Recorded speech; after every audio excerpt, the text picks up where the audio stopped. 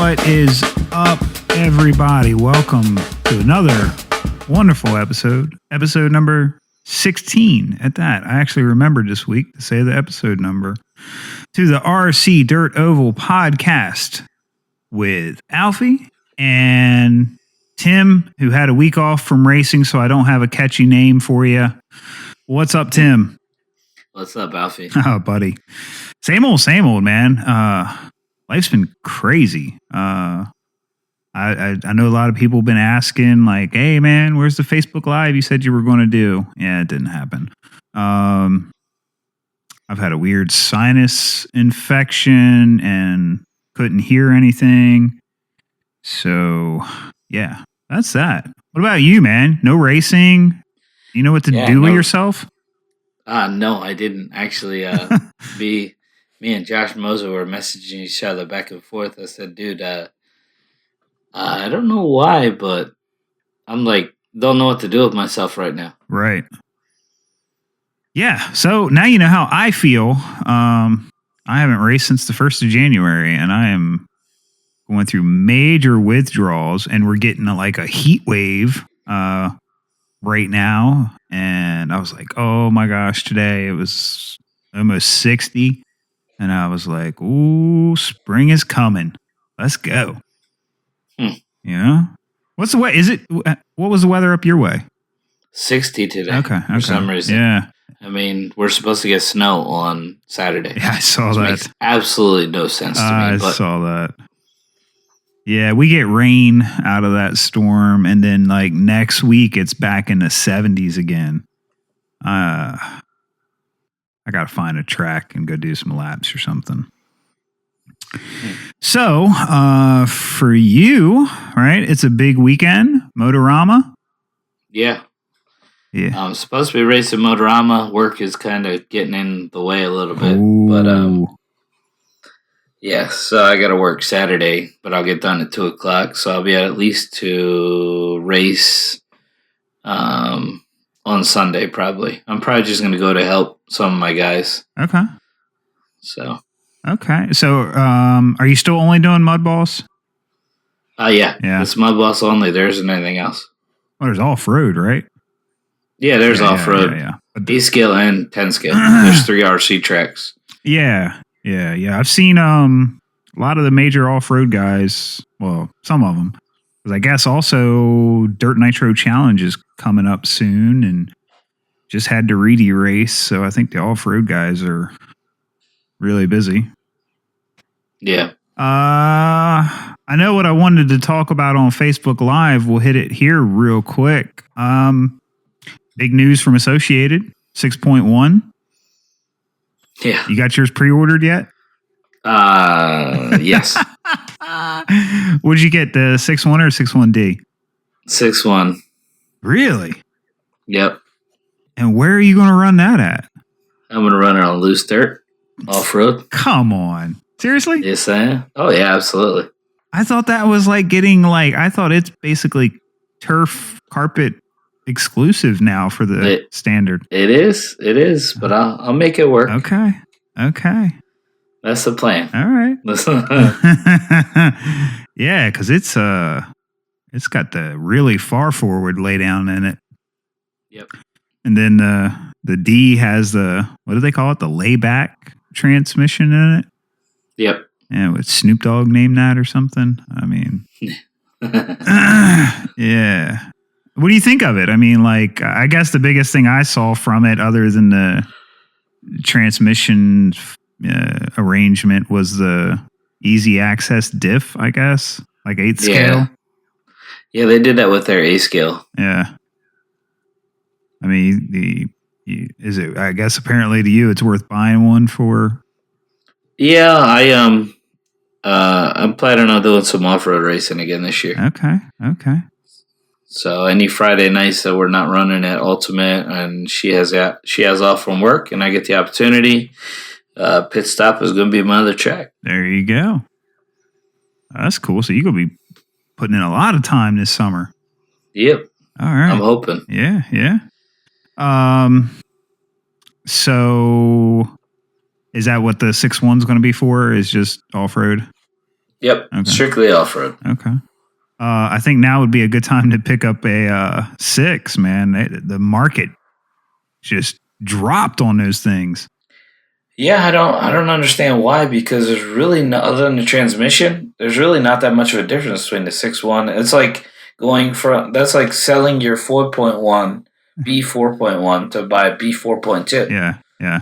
The only difference was the hexes. Right. Just wait till the conversion comes out. Right. Yeah, I guess the transmission and the rear arms are a little bit different. I mean, it's nothing. Yeah. Not revolutionary. So, but yeah, I mean, I think I even saw today somebody had a 6 roller for like under 200. You know, I mean, like 175 or something like that. And just 2 weeks ago, they were getting 250, 275 all day for a 6 roller. That's what happens. Associated guys. As soon as there's a new one. Oh yeah. It's like when the B6 came out, guys were changing from the B5s, and the B5 platform was still better. Mm-hmm. At least I personally thought that, and a lot of the other guys that I ran with at the time all thought that the B5 platform was definitely still proven better. Oh, sure. I would love, and this is way off topic, but I would love to see like a Mayfield, go out and take like an old 4 Series, with his setup and his, electronics that he's dialed, and then turn right around and come back and run laps with the latest and greatest to see what the time difference is. Mm-hmm. Because for us, I mean, look at the Chili Bowl. I mean, there were rear motors, mid motors, lay downs. I mean, it was everything was out there, and there didn't seem to be really anything that had like a clear advantage. You know what I mean? Right. So, I mean, it's cool. I mean, I'm not knocking them. If that's your thing, man, dump off what you got and pick up the latest and greatest. I get it. I would just enjoy building one, but not enough to run out and get one right away. Right. So what else has been up? We got to get you to an off-road track. Yeah. I'm going. That's going to happen this summer. Good. Yeah. I'm go tear some stuff up. I'm gonna make it a point. We'll learn about throttle control in the air. Yeah. Well, hey, if you see me race, my oval stuff gets in the air some too. So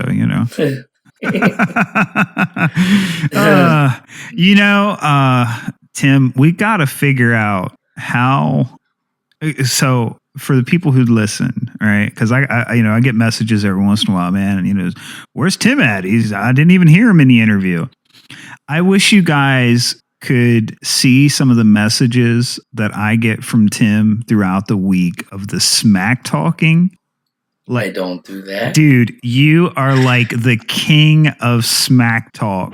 But I'm nice about it. Oh, absolutely. I mean, that's what I enjoy about the, all this is the smack talking we get to do. I think it adds a lot to it. But I'm just saying, for the people that don't know you, I mean, you are one of the smack talkingest guys that I know.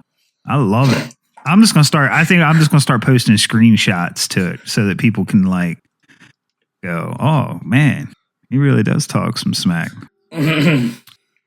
So I do. You do. It's all right. Hey man, look, when you're breaking track records and all that crap, you've earned the right.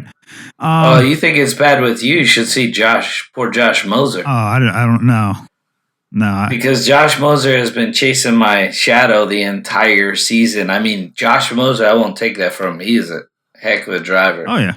But literally, he is right there all season. Mm-hmm. Just can't get it done. Right. And, when we left down there with your race and he gave it up went from third to, it was me, you, then him. Yep.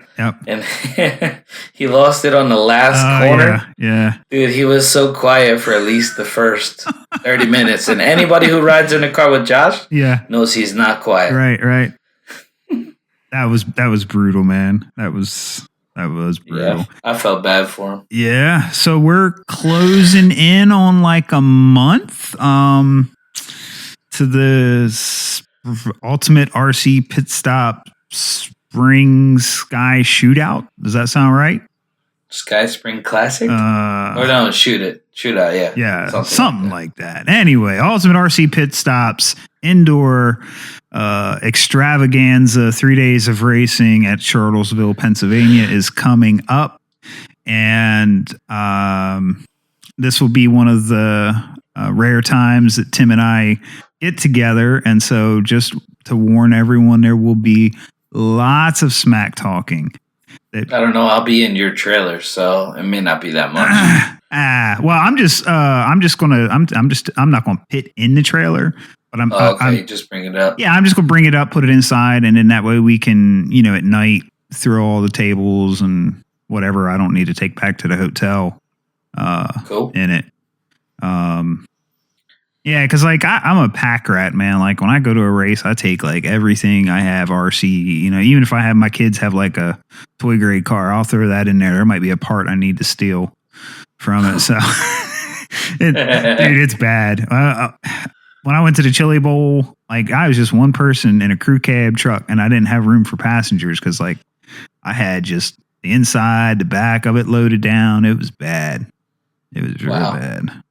Yeah. And I never use any of it, but I'm always like, I'm going to need it. Mm-hmm. Yeah. Hey, that's all right. When you and Josh came down to run with us, man, you guys got out of that little car. I was like, how did you get everything in that little car? You guys had that. Dude, I'm a good packer, man. I rented that Nissan to come down there, and we packed it. We had both of our little pit bags in the back seat, tables and stuff, and cars in the trunk. We had it. It was a nice ride down. I can't wait to do it again. Yeah, you had a pop up and all kinds of stuff, man. Yep. So what are you running at the shootout race? Well, if I can get a pit guy, I'm gonna run probably 4 or maybe 5 classes. Whoa. Yeah. So we'll see. I'm trying to round up one of my relatives as a pit guy for the day or for the weekend. Oh, dang. But if I do that, I'm going to run at least 17.5. If I had another Outlaw 3, I'd run a mod. Okay.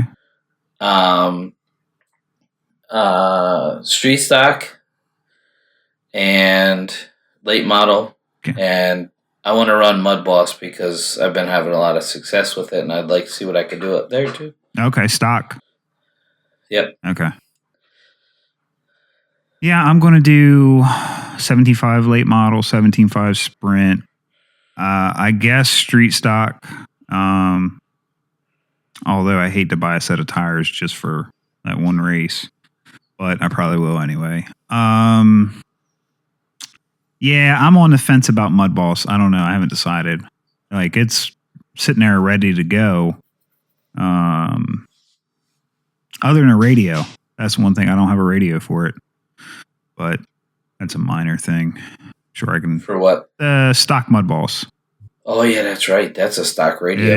He's changed it. Last year it wasn't. No, they wanted to change it so that everything was stock. Yeah. No, I get it. I mean, it really is the way it should be. Right. It's just not something I'm set up for. So, yeah, I don't know. 3 to 4, 3 classes is pushing it. 4 is going to be really pushing it. And then all my guys coming from down this area, they're going to run short course late model. And now they're asking if I'm going to run short course late model. And I don't think so. I think I got enough going on. Yeah. Anybody will just tell anybody. I will have an extra street stock if anybody wants to run that. Okay. So. All right. I will pass them on. Yeah, I've already offered up some of my mud bosses to some guys, and Actually, that ESC that you were messaging me about is probably going to go in there. Oh, okay. Yeah. Oh, yeah, that'd be perfect for that. Yep. Yeah. Cool, man. Well, I think that's all of our catch-up stuff. We are, as soon as we can fit it in, I know Tim's going to be busy this weekend at Motorama, but as soon as we can fit it in, we are going to get back doing some Facebook Live stuff. So be on the lookout for that. I'll try to post it the morning of so that we can all get together, hang out, and talk smack to one another.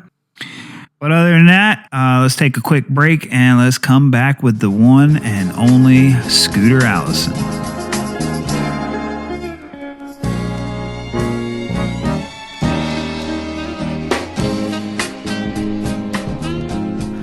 Welcome back, everybody. After several technical difficulties, we finally have everybody connected, and we are joined tonight with none other than the man, the myth, the probably best name in RC racing today, Scooter Allison. And Scooter, I'm not making fun of your name. I truly like your name. What's up, guys? Not much, man. How are you doing? Much. Doing well. I'm excited to be on here with you guys. Yeah, man. This is cool, man. I've enjoyed getting to know you and see you on Facebook, and you have a dedicated racing page, and you're all the time throwing out funny things, or you'll do a short little video that's on point and people can learn from. And so yeah, and you are a Southeast racer, and that's an area that we really haven't been able to cover. So really been looking forward to getting you on, and here we are. Absolutely. So, you know the drill. Let's start with how'd you get started in RC, and kind of take us up to today. All right, sure.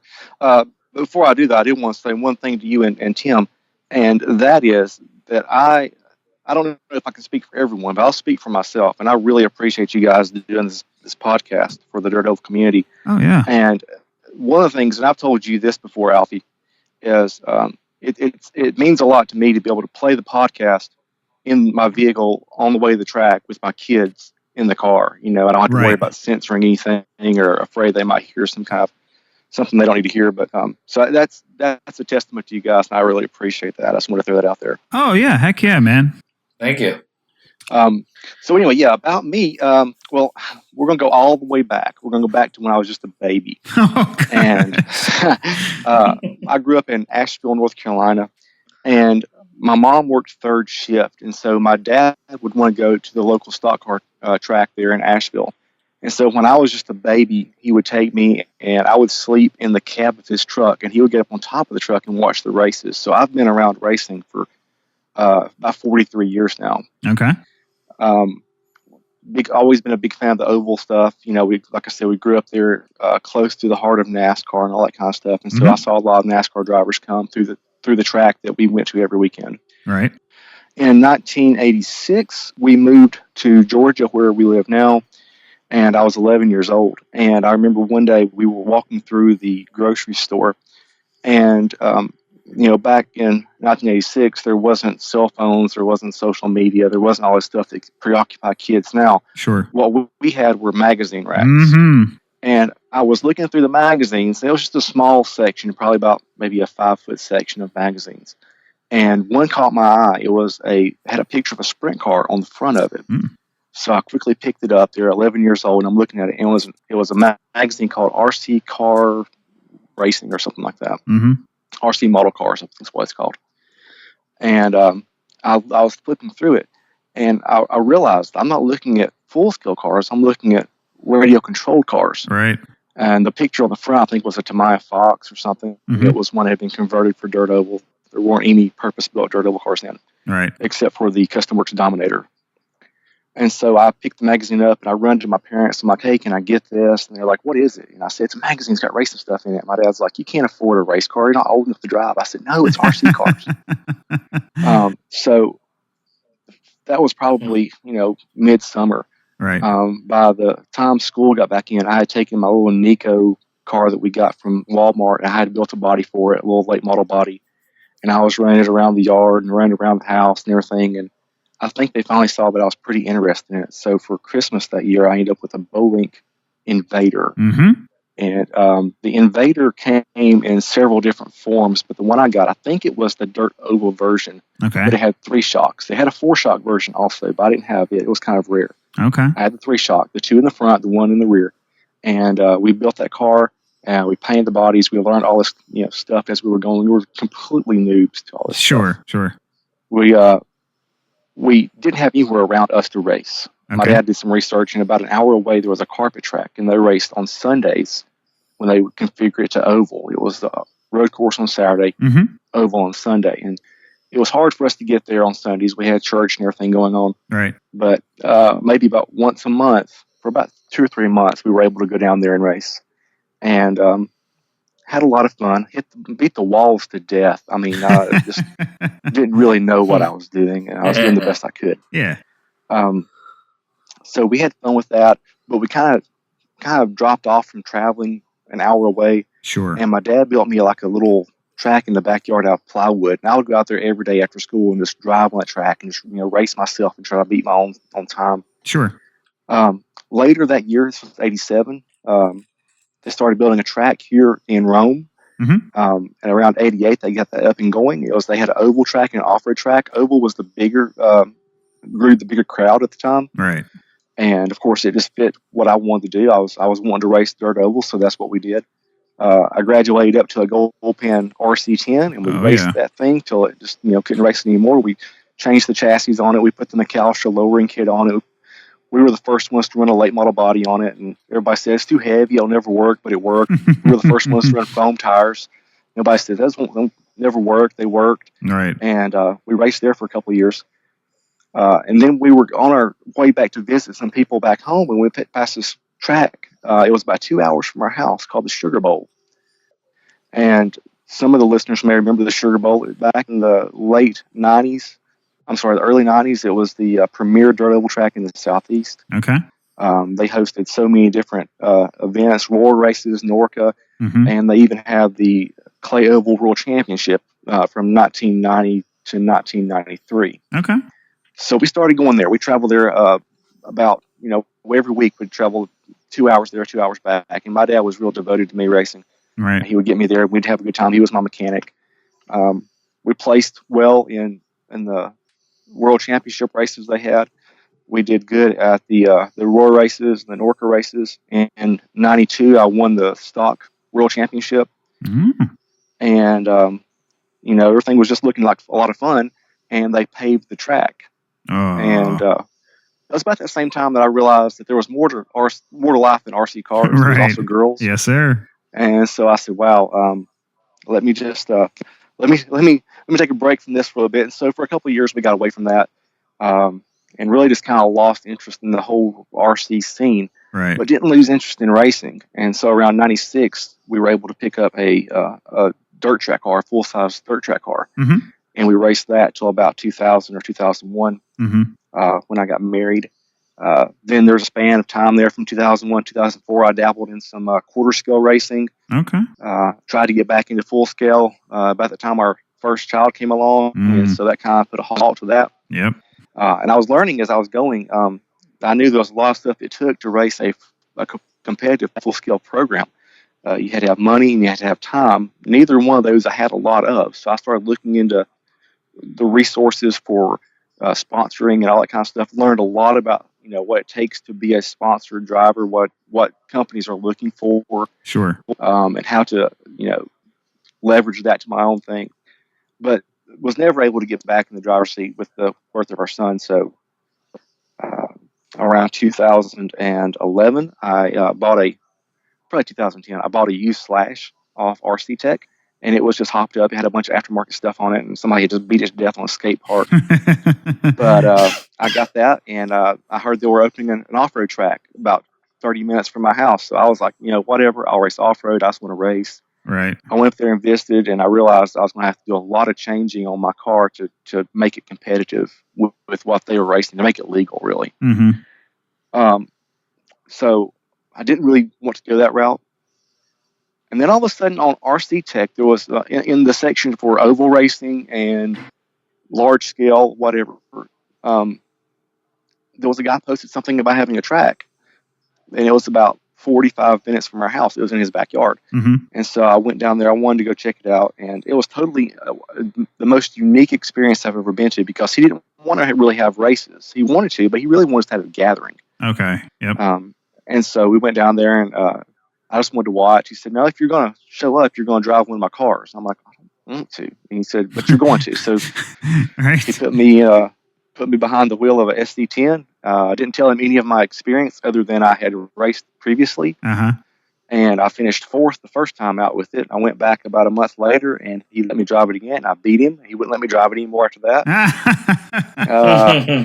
So by that time, I had taken the Slash that I had bought, and I had converted it over to a low center of gravity chassis. Right. And I had put a used late model body on it. Nobody else was running late model bodies again. It's all truck bodies. Sure.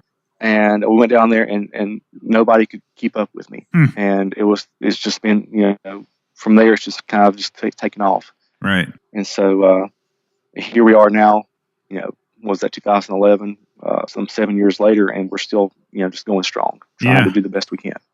Yeah. And you, do you have your son racing with you now? Did I see this right? Or I do. He races with me when he isn't playing Xbox or whatever it is he likes to play. Sure.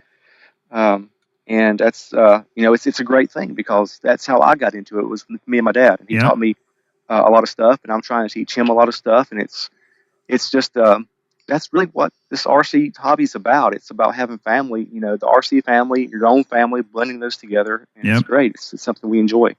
Oh, for sure. I've absolutely. Yeah. I've tried to use it with my son because I think, for me anyway, it helped develop a lot of critical thinking as far as like assembly and engineering and mechanics. Because in the mid 80s, when I first got into it, there was no internet. There was, at best, you got the manual that came with the kit, and they were not at all like, buying a new Associated car today and following new instructions. It was a lot of trial and error. And, I guess at worst case, I would just hit a complete roadblock and I'd have to get my mom to take me to the hobby shop that was, 30 minutes away.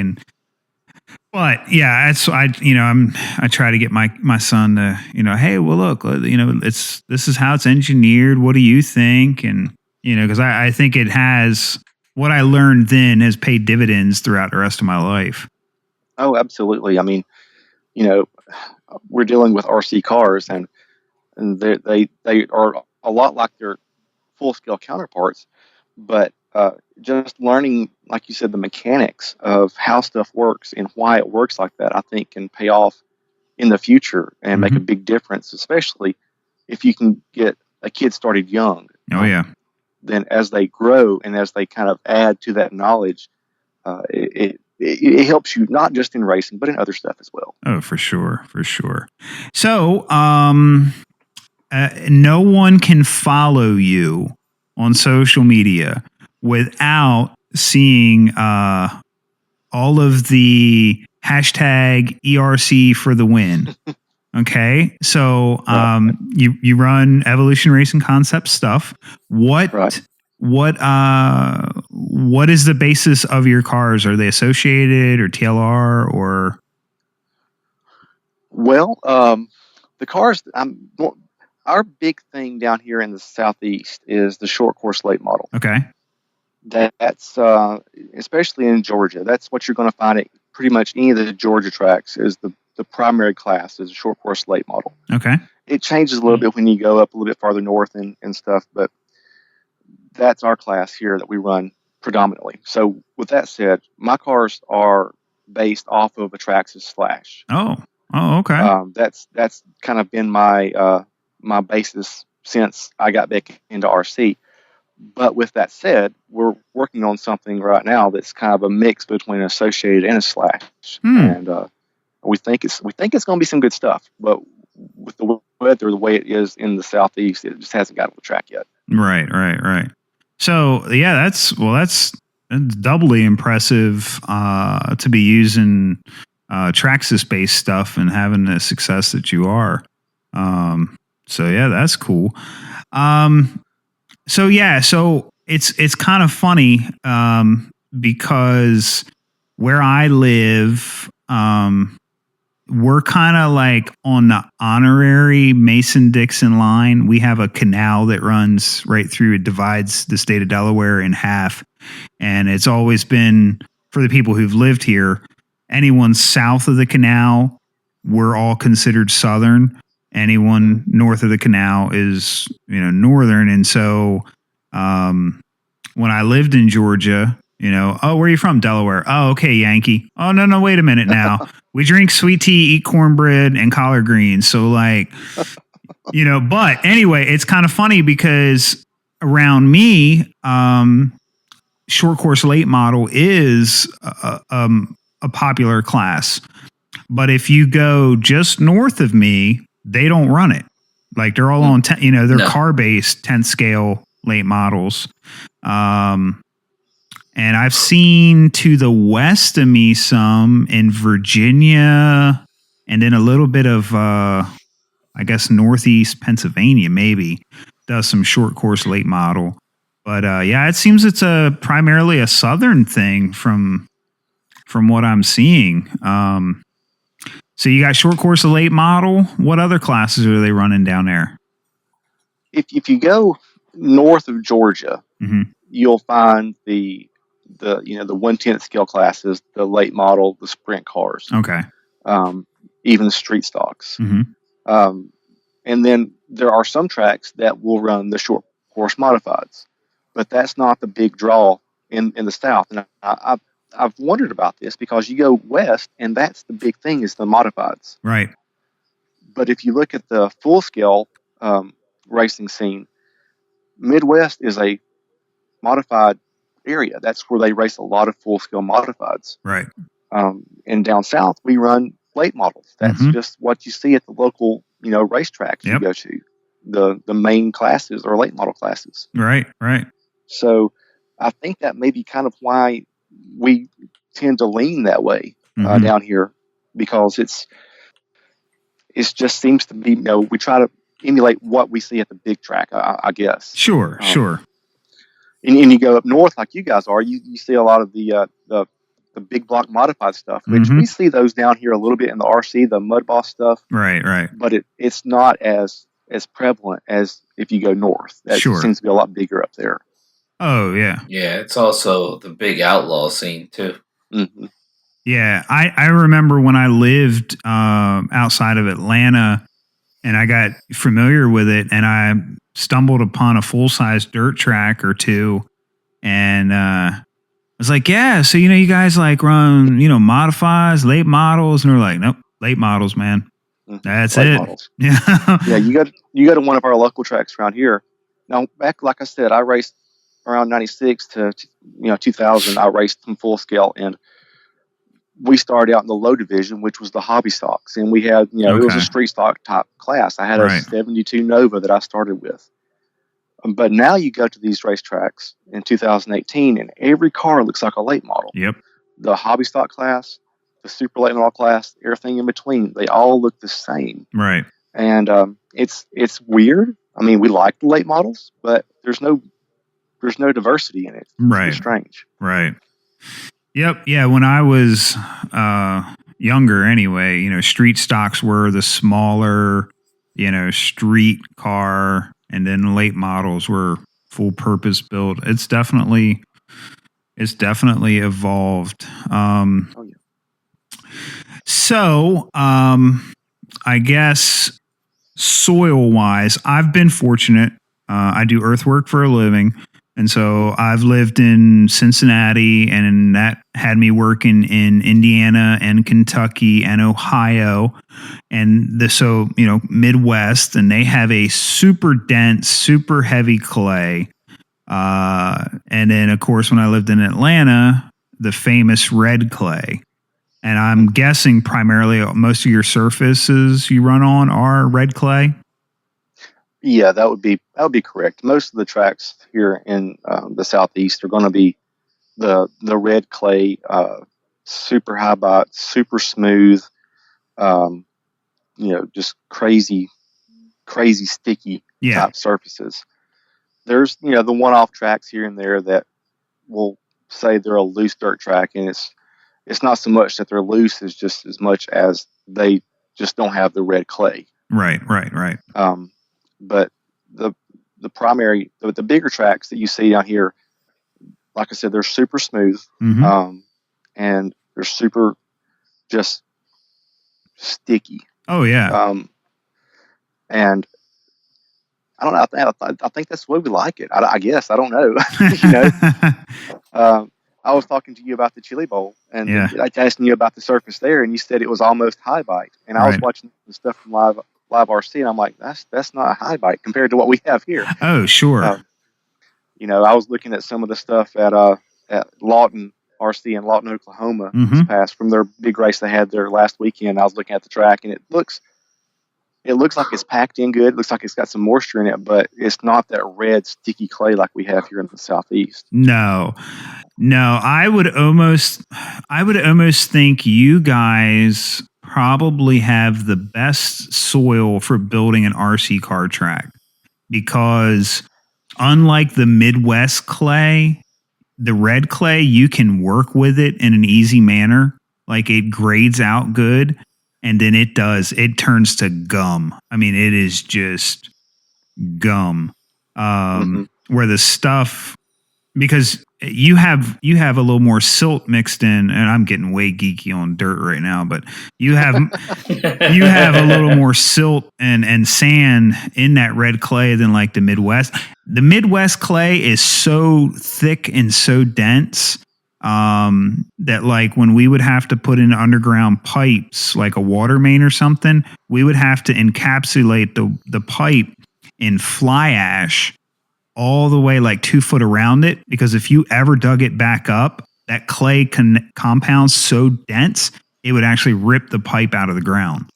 Like, oh wow, yeah, it's legit clay in the Midwest. So yeah, but you guys don't run foam, right? You guys are rubber tire? Well, we run the rubber tire and the short course stuff. And then from what I understand, you move up to the North Carolina, South Carolina area. All right. And they run like the CDOB series, which is, we may talk about that in a few more minutes, but I think they run under DODC rules. Yeah. And so for their open classes, they let you run foams. I think for like the 17.5 sprint, you can run, it's a rubber tire class, but if you go to the open sprint, it's a foam tire class. Yeah, so bizarre to me. Me and you both. yeah, and that last week, Tim and I were talking about the rules and stuff, and that was the one thing I forgot to mention was about the track I found in Virginia that required you to run Novak motors or whatever.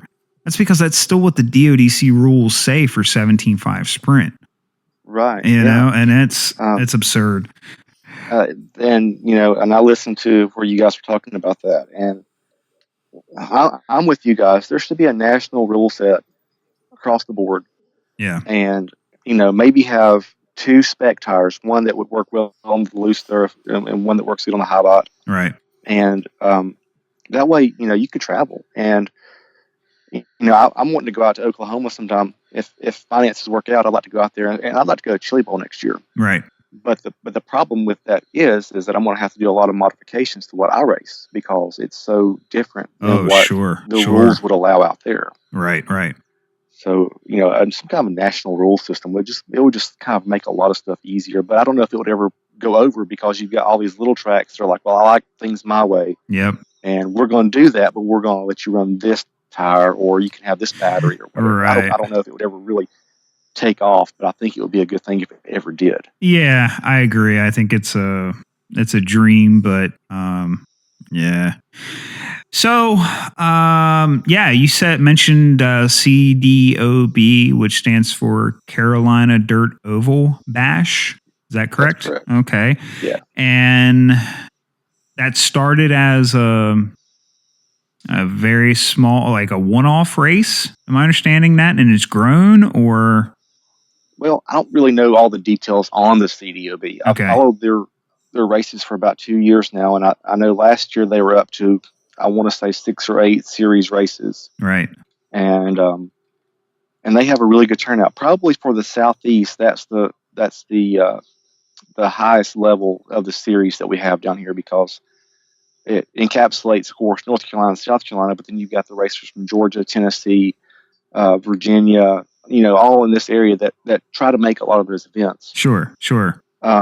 Now, I know the guy that is leading that up, he's kind of slowed that down a lot this year, and instead of having a lot of races, they're going to have 3 big races. Yeah.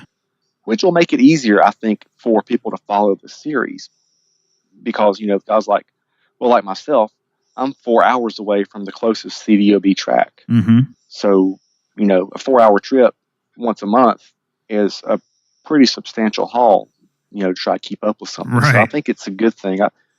His reasoning was he was either going to have to close the series down, and this is me repeating what I saw him write on Facebook. Right. Either close the series down or back off the number of events so that he can still enjoy racing. And I understand that. That's just logical sense. Oh, yeah. Yeah, well, it's like us. Tim's getting ready to race Motorama this weekend, and that's being put on by the Northeast Mud Boss Tour, I think is the series.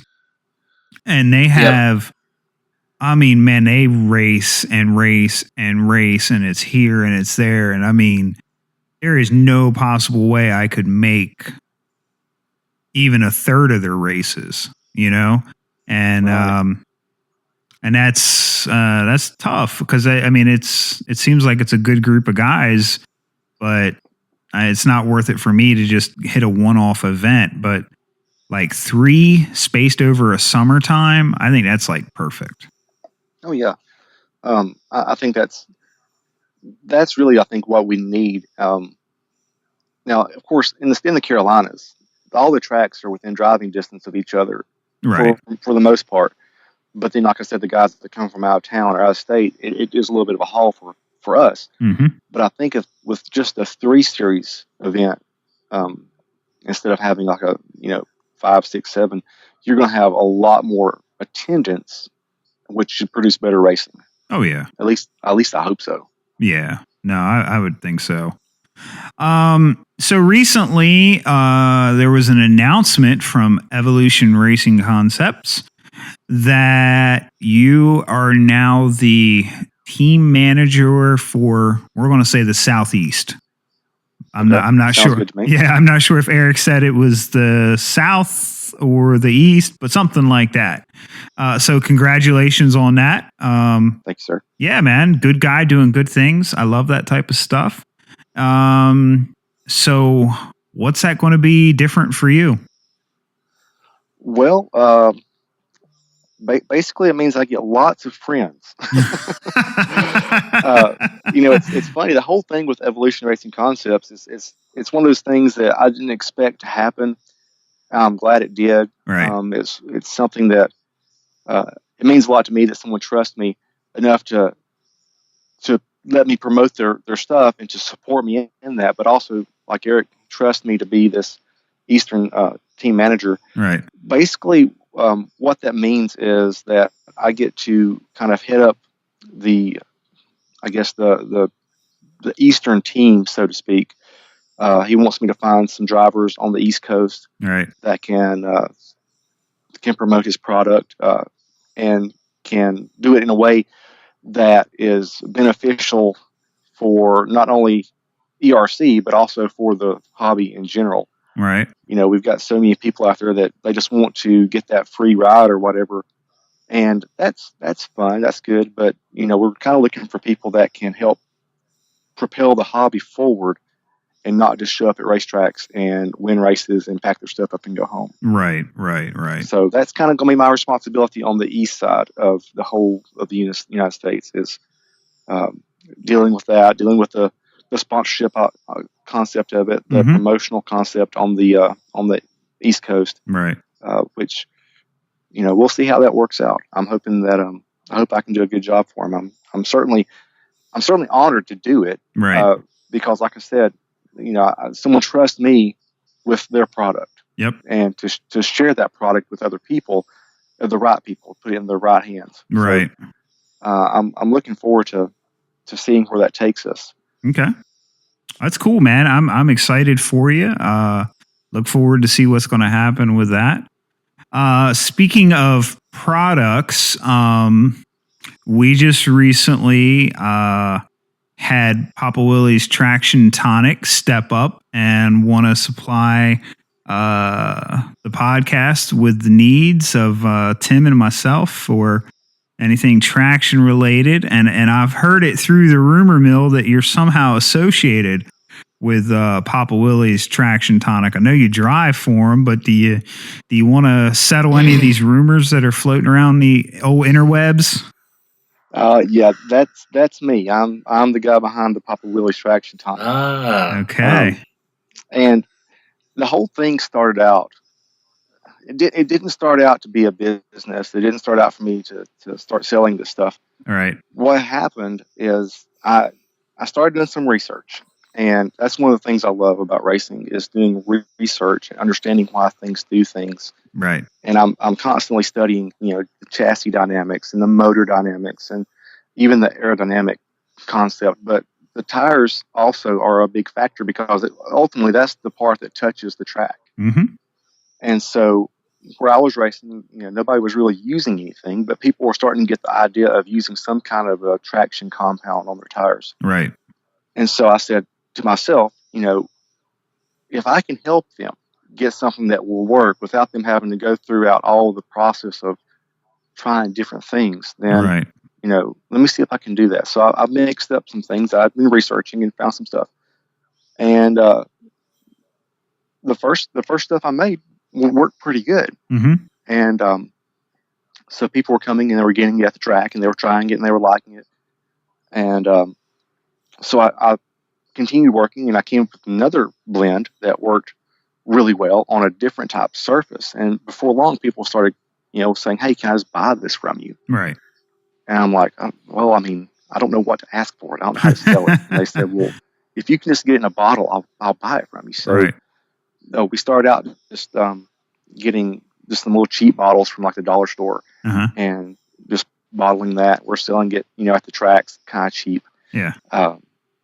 And as we progress, we've moved up. We have a nicer bottle now. We bought labels. We've got new labels that are going to be coming onto probably the next batch or the next batch of bottles that we send out. The guys over at the graphic shop have done a really good job with a new logo, a new label for us. So it's going to be really cool. Oh, very cool. But then word started spreading more and more. I was getting requests from outside of my racing circle area. I was getting people from the Midwest and the North, and they were sending me these messages, and they're like, "Hey, can I get this stuff? How much is it?" And so we're working on a dedicated website for it now to kind of be able to run all the orders through the website. So that's exciting. Yeah. But the whole thing, I never intended for this to take off like it is. And we're just a small little entity in a big group of people. You've got all these other companies that have so much background in it and have been doing it for years and years and years. But, I'm just doing the research and I'm looking at the tires. I'm thinking there's more, these tires can do more than what we're asking of them. Right. And I think there's some more knowledge to be taught there. And the whole tire thing, I see so many people that'll go to the track, take tires out of the bag, put them on, and go race, and take them off, don't mark them, don't do anything.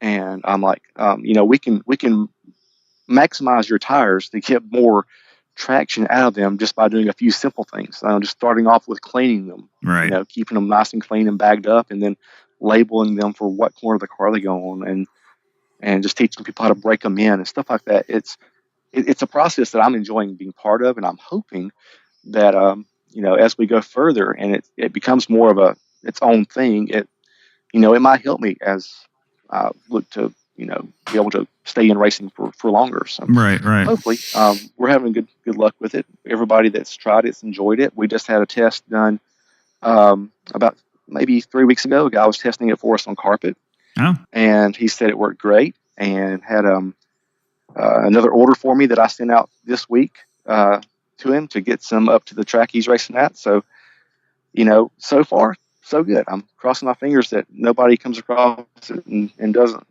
like it. Right, so. Right. And you, oh gosh, the young guy at the Chili Bowl. Cole Ashworth. Yeah, he was using it, and he had a heck of a week that week. So, Cole did great at the Chili Bowl. He was running 2 classes, Midwest Mod and Short Course Mod, and he actually had won Eric's contest for the winter ride to the Chili Bowl through the Short Course Mod. And so he was driving Eric's Short Course Mod, but it had these horrible electronic gremlins the whole time he was there. Right. So he didn't finish any of the heat races. He basically started last in the last main in the Short Course Mod. He won the first of the, he bumped up from the last main up to the next one. He won that one, bumped up to the next one, and then the electrical gremlins came back again. And then with his Midwest Mod, he won every heat race he was in and finished third behind, was it Malakote and Doug Galt, maybe? Something like that. Second. Yeah, something like that. But he did great. And so the average was he won every race he was in that he finished, except for the third place he finished in the A main in Midwest. Yeah. So yeah, he did great. He's a wheel. 13 years old and all this stuff. And so we had the opportunity to team up with them and get the product out there at the Chili Bowl, and he did a great job for us. Him and his grandfather Harvey Cox, they did a great job of promoting it for us out there. That's awesome, man. I love it. All right, well, I want to, if you got time, man, we got a little Facebook nonsense, some questions from some friends. So we're going to jump into these real quick. Shane Wheeler wants to know, is your nickname really Scoot Scoot? Only for Shane. Only for Shane. Okay. John Kelly wants to know, how long did it take you to grow that awesome beard?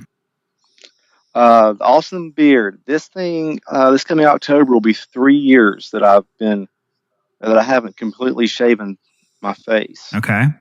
And I know you rock the beard as well. Here's my story on the beard. We were at the beach 2.5 years ago, and I told my wife, I'm like, I'm just tired of shaving. Right. She said, well, just grow it. Right. And I had always been admiring these people with their really cool, thick beards. And I said, okay. And I didn't really even think I'd be able to make it through the awkward stage, but I did. And now it's become kind of my calling card. Everybody recognizes me by the beard. Right.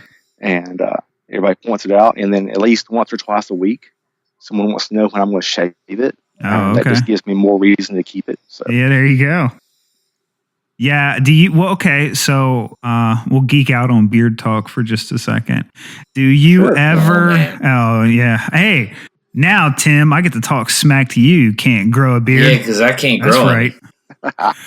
Ginger, man, we don't grow facial hair. We grow hair. Dude, that's not true. My father-in-law is where all of our kids get their red hair, and he's always had an epic beard.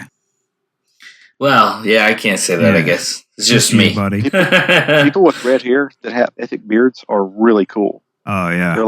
They're really awesome. But the people with red hair that don't have epic beards are just, mediocre at best. Right. Oh, man. I'm just joking, dude. I love it. Okay. Getting a dose of my own medicine here. So do you ever, if you're out in public, do you ever have other guys come up to you and be like, man, how do you get your beard just so epic? Do you get that much? Oh yeah. Oh yeah. It's interesting. The guys are all like, man, that's awesome.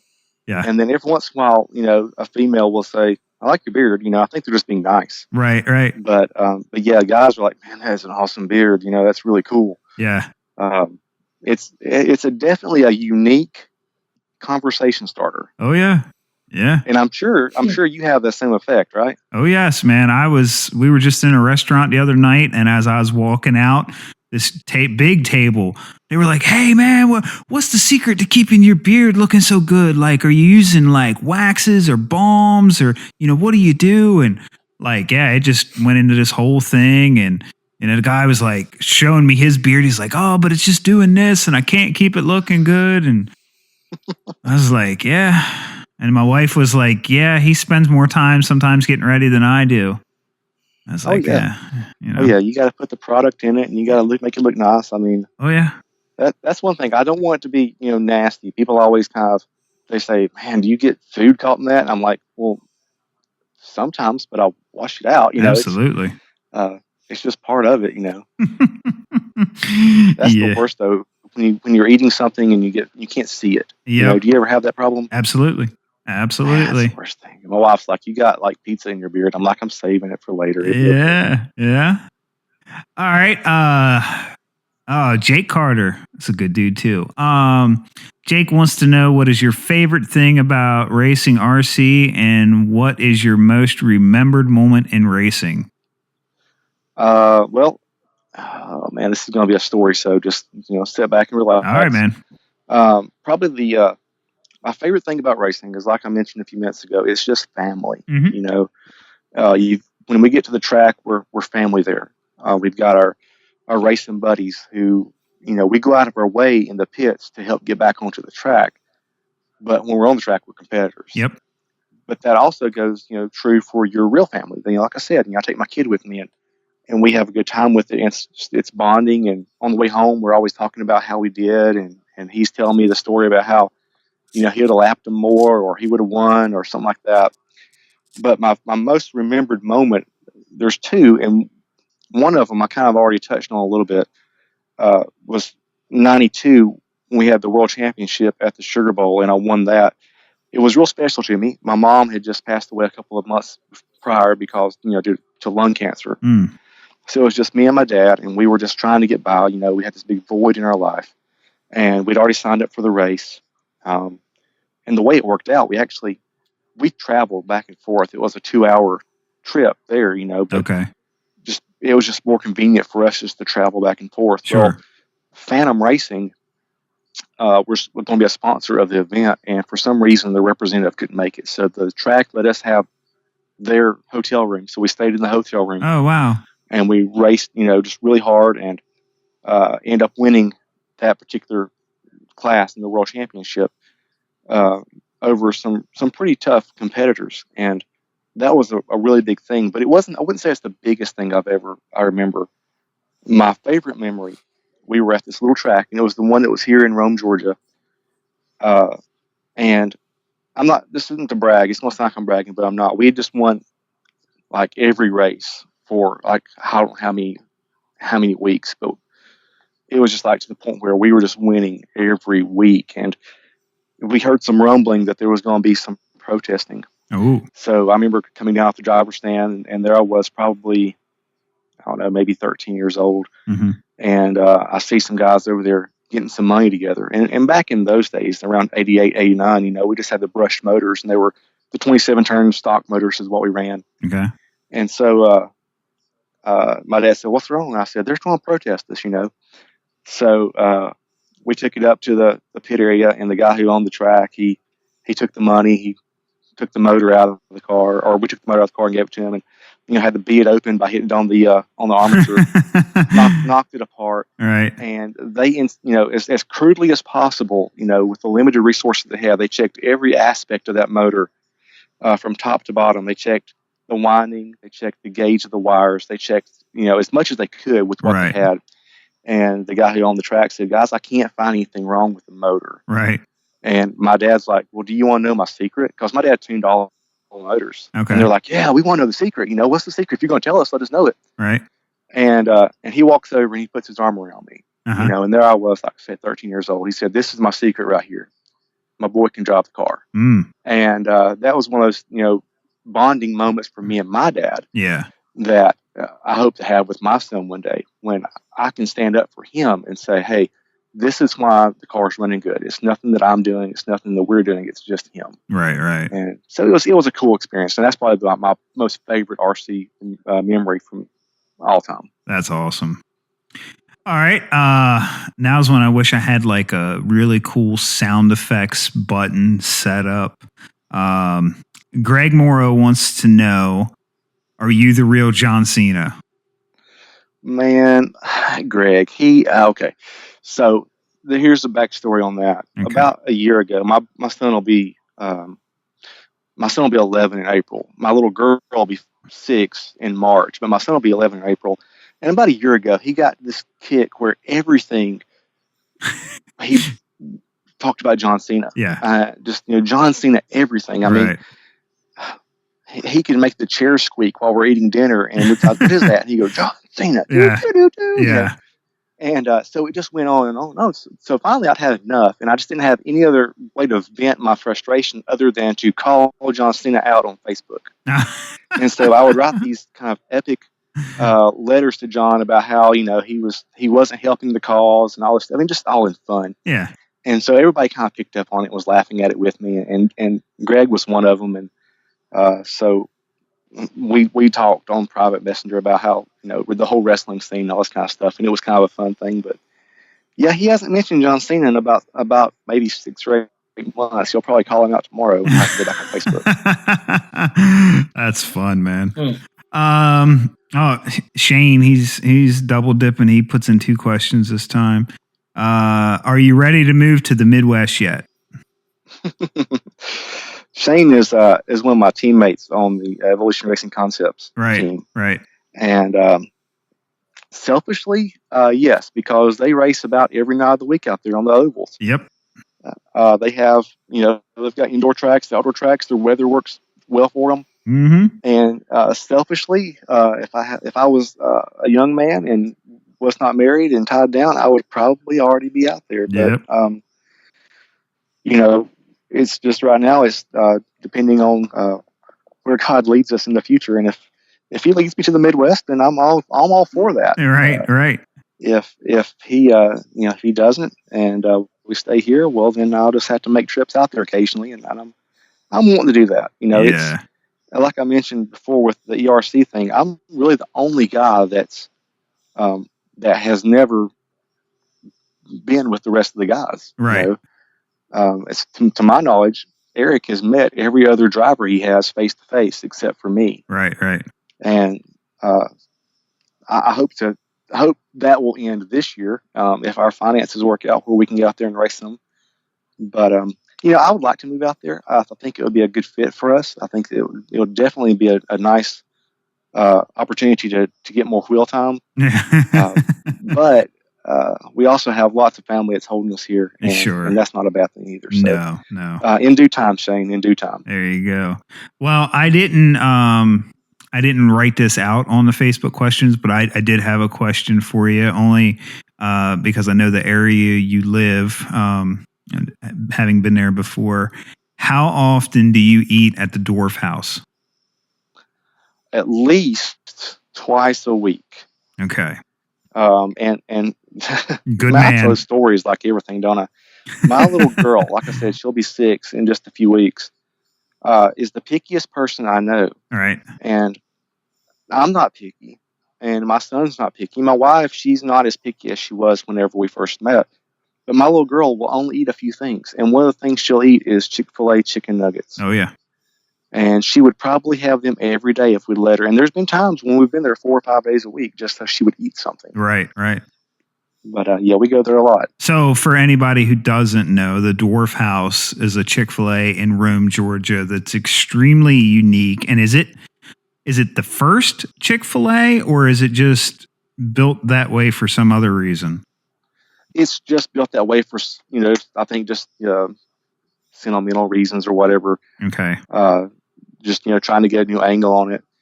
In fact, they have plans to tear that down this year. What? And they're going to rebuild it and make a Truett's Grill in its place. So, wow. And I asked the management, of course, we go there a lot. And we know a lot of people work there. And I said, why don't they just repair what's broken? And he said, well, it's going to be cheaper just to tear it down and replace everything than it is to go in there and try to work around what's broken. Oh, that's sad. So, yeah, I don't know, but it's hard to be a Chick-fil-A chicken sandwich. I gotta say that. Oh my gosh, no doubt, man. Pickle juice, it's where it's at. Absolutely. All right, cool. Tim, what else you got, man? You got any questions for Scooter? No, not really. I know off air earlier, Tim was saying that it's kind of funny that he gets you and I confused a lot on social media because of the beards. So I have to do a double take. Is that Scooter or is that Alfie? Yeah. If our paths ever cross, we're going to have to do something really cool with the whole beard thing. Oh, no doubt. Yeah, you know what? I think we should put a bounty on the beard. Hey, absolutely, I like it.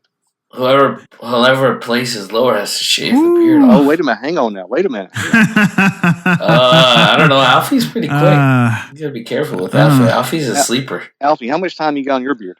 I've wore facial hair. I'll shave. What? I'll shave it off too. Oh, well, golly day, man. This is getting brutal now. What do I get to shave? Do I get to shave your head, maybe, Tim? Yeah, sure. So I've wore facial hair, full facial hair for years, man, 10, 15 years. But I didn't start growing it to full length until 3 or 4 years ago, maybe 5. And I let it go real long, and that just got out of hand. And so now I go to a real old school barber, straight razor, hot towel, a whole bit. And he keeps me cleaned up and trimmed up and shaped up. So, absolutely. Yeah, it's good fun. Yeah, I'm afraid to trim my own beard, to be honest with you. Oh, okay. I used to trim mine, but I let the barber do it now. When mine was shorter, I would trim mine by, just kind of, clean it up. But now that it's got some length to it, I'm afraid I take it to somebody else and let them work on it. And if they mess it up, then I can blame them. There you go. So, and then you get a free haircut. So I don't know about that. All right. So I do have one last thing before we start wrapping everything up. Scooter, I know that you are a fan of podcasts in general, and I know that you listen to the TSR Speed Shop podcast. Did you listen to the last one yet? I got started into it, and I think I got derailed by a few other things. So I haven't got to hear the end of it. Okay, so I'm just gonna at the end of it, Tim Smith kind of puts me on blast because I've not had him on the show yet. And then he gave me some constructive criticism about having the Facebook Live stuff, and we were a step ahead of him on that, but. Right. Anyway, so Tim has publicly called me out, and I just want to say for the record, because I know Tim does listen to this show. Tim, you are going to be on the show. I want to get Tim on here because what he does is different, but Tim knows how to go fast, right? Oh, absolutely. And he's pushed motors, batteries, and electronics probably harder than there's probably only a very small handful of people in the world that have pushed the electronics as far as he has, and he's got a lot of insider information as far as like batteries and motors, and I just think he would have a wealth of knowledge to get on the air here for our listeners.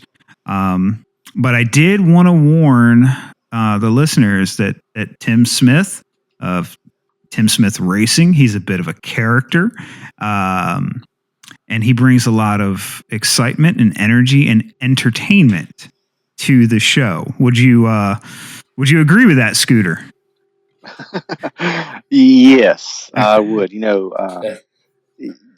were on his show just a while back, correct? And I was listening because I wanted to hear, what he had to ask you and talk to you about. Right. And therefore, and Tim, I'm sure listening. And I think, if I'm not mistaken, today's Tim's birthday. So happy birthday, Tim! Yeah, happy 50th. But I was listening. I was like, wow, they're all over the place on this thing. But what was good about that was that it wasn't dead air. They were talking about a lot of topics. They covered a lot of topics in really a relatively short amount of time. Right. And honestly, I went away from his podcast and I learned something. Mm-hmm. And I like, well, that's and like you said, he comes with energy. He comes with a lot of knowledge. He comes with what's the word I want to use? Entertainment. Yep.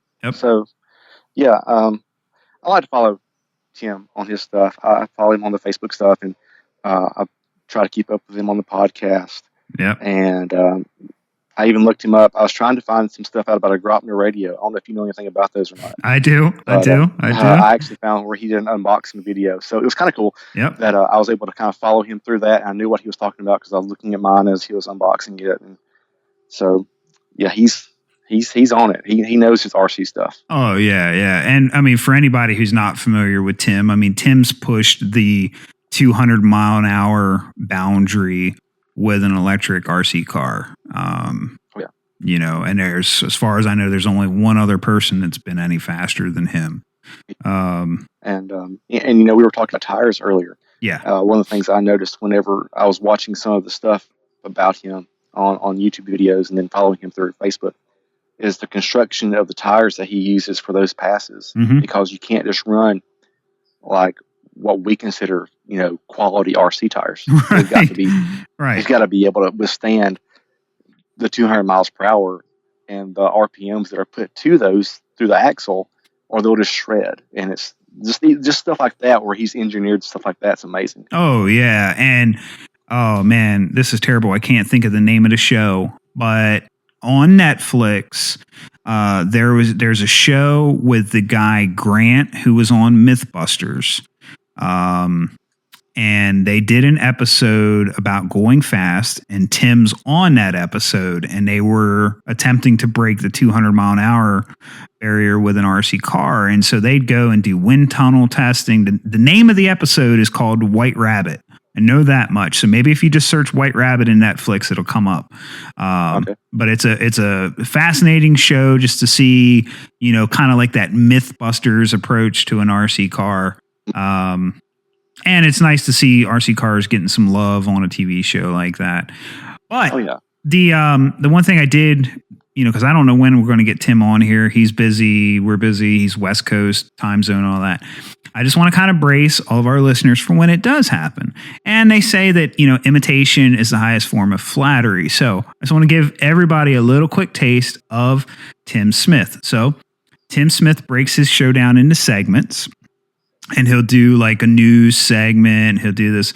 But he does this one feature that I've always loved since I've ever listened to the show.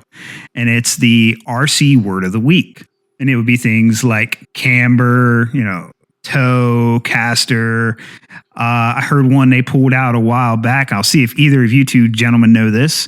It's called Wonder Woman. Uh-huh. you got me on that. Okay. It's clean. Like, don't get freaked out. This is I guess it's a legit thing. So you have no clue? Tim, you on this? Because I don't have no idea. Okay. So I'm in the dark. It's when you run an RC car with a clear body, as in reference to her invisible plane. Okay. Nice. Yeah. Okay. Yeah. I didn't know it either, but I thought it was interesting. So anyway, but when I'm going to use that term there tomorrow. You go. So when Tim gets ready to kick it off, he's got this big intro and he's got all these crazy effects on his voice. Now, I don't have this, but I'm just going to give you a quick example of how Tim does it. So, Okay, kids, are you ready? It's time for the TSR Speed Shop Podcast RC Word of the Week. How was that? That was pretty accurate. Yeah, so I know we're going to get Tim on here. I just wanted to mess around with Tim a little bit. He's been I cannot thank Tim enough for everything he's done for me personally and for this podcast and the support and what he does for the RC community. So I just wanted to say thanks to Tim. That was my way of saying thanks. I actually asked a question on one of his Facebook posts. He wanted questions for his thing. Yeah. And he liked my name. Yeah. He thought I had a cool 50s NASCAR racer name. Yep. And so, hey. Yeah, cool. It's not one of those names that you forget quickly. So that's one of the good things about going by Scooter Allison. Yes. Yo, yeah, you're not getting forget any time with that name, man. No, it's almost like somebody changes their name. Right. Yeah, it's like this is gonna be my racer name. Yep. All right. I can just see him leaning on a NASCAR or something. That's what I see. Yeah, like in the old school driver suit with the open face helmet, and yeah, absolutely. Oh, yeah. All right. Well, so before we go, man, I just want to say thanks for hanging out with us tonight. Absolutely. Good to get an idea what's going on down south.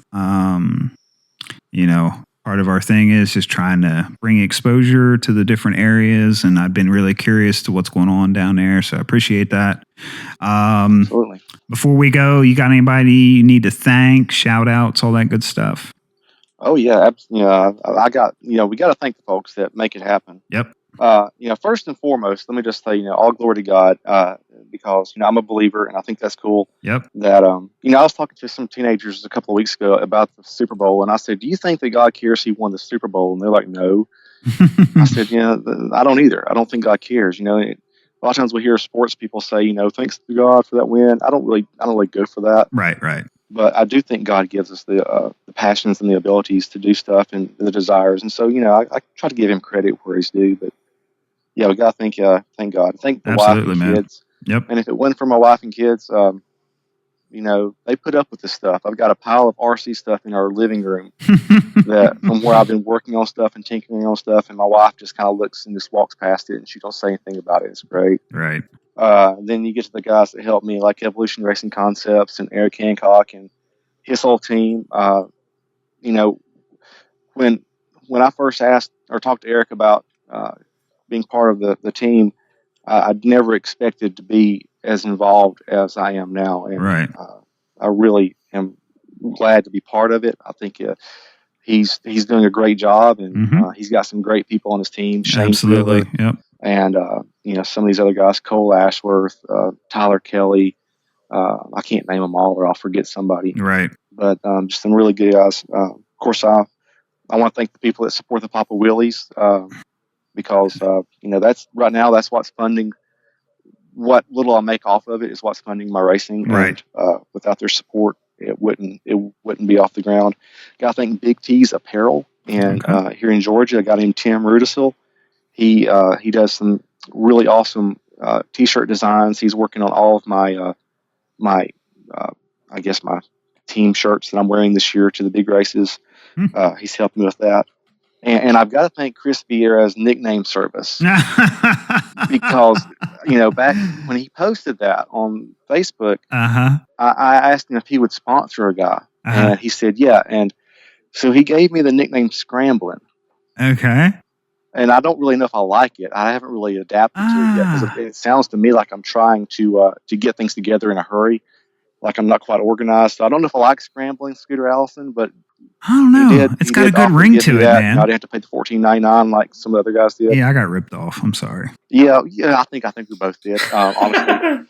But but yeah, Chris Vieira's nickname service, and just I'm not associated with Chris or with DE Wheels or anything, but I will say this: of all the big companies out there, DE Wheels, they are catering to the dirt oval community more so than a lot of the other higher echelon manufacturers, and we got to give credit for that. I'm not associated or sponsored by them, but I do appreciate them leaning towards us a little bit. Absolutely, man.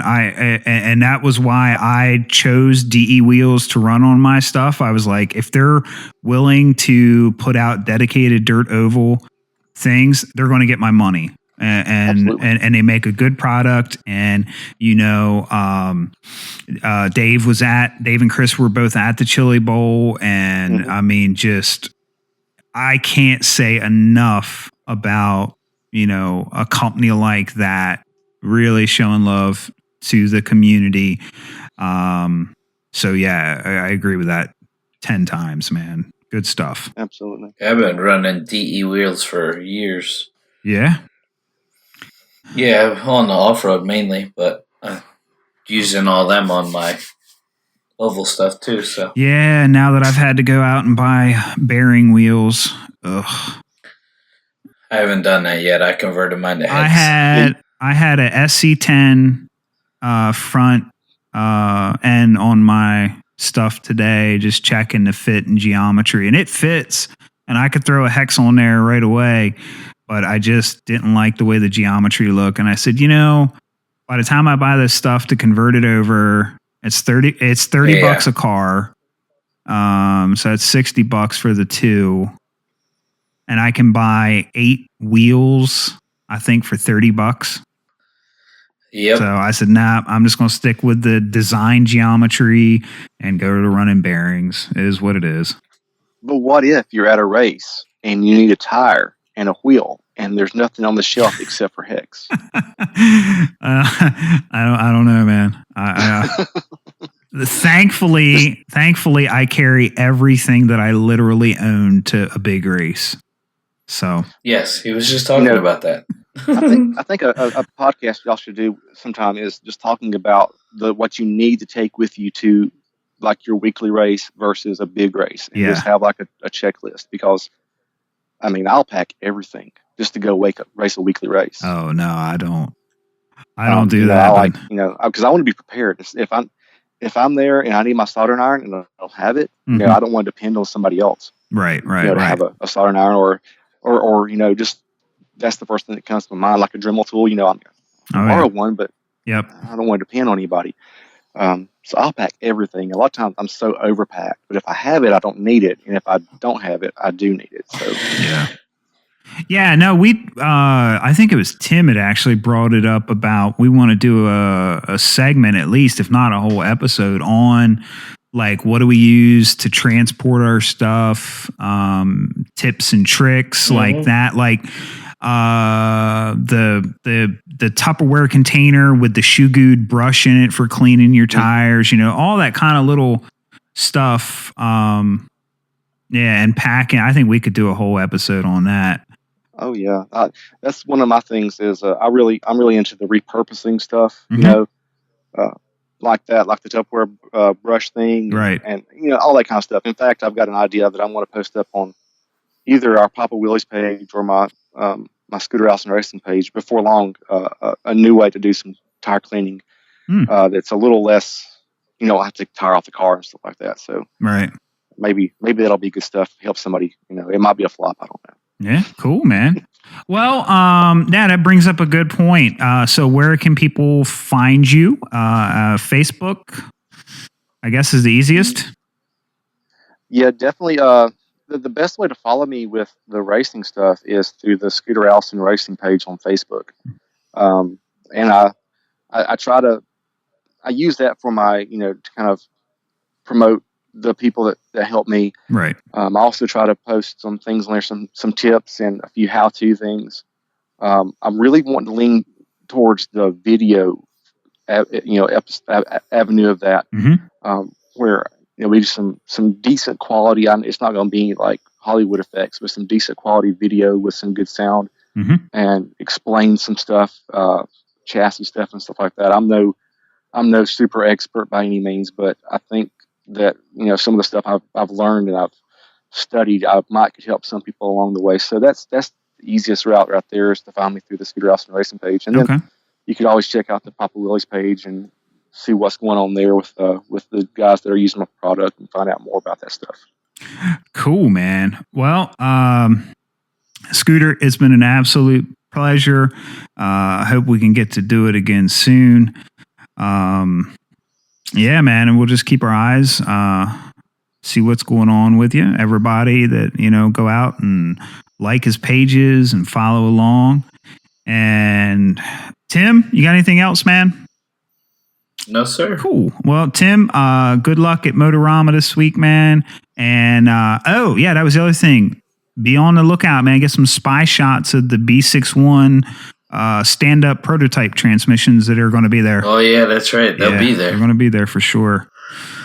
Yeah, and everybody can watch for me. I'll probably go live a couple times where the track is at Motorama. there's a balcony directly above it. So I was planning on doing a couple live races from up there. Man. Yeah, definitely. Cool. Yeah. All right. Well, everybody, you know the drill. Thanks for listening. Seriously, if it wasn't for the listeners, we would not be doing this. You guys make it awesome. We love all the messages and responses we get. So thank you again. Thanks to everybody who make our racing just that much easier for Tim and I. And that would be, of course, Papa Willie's Traction Tonic. And a big shout out, as always, to TQ Bodies and Wraps, Tom and Adam over there. Tim and I are working them around the clock right now, I think, on Yes, we are. all of our stuff for this coming season. And I'm sure that those two guys will be glad when the Sky Spring Shootout is behind them, because they are hammered.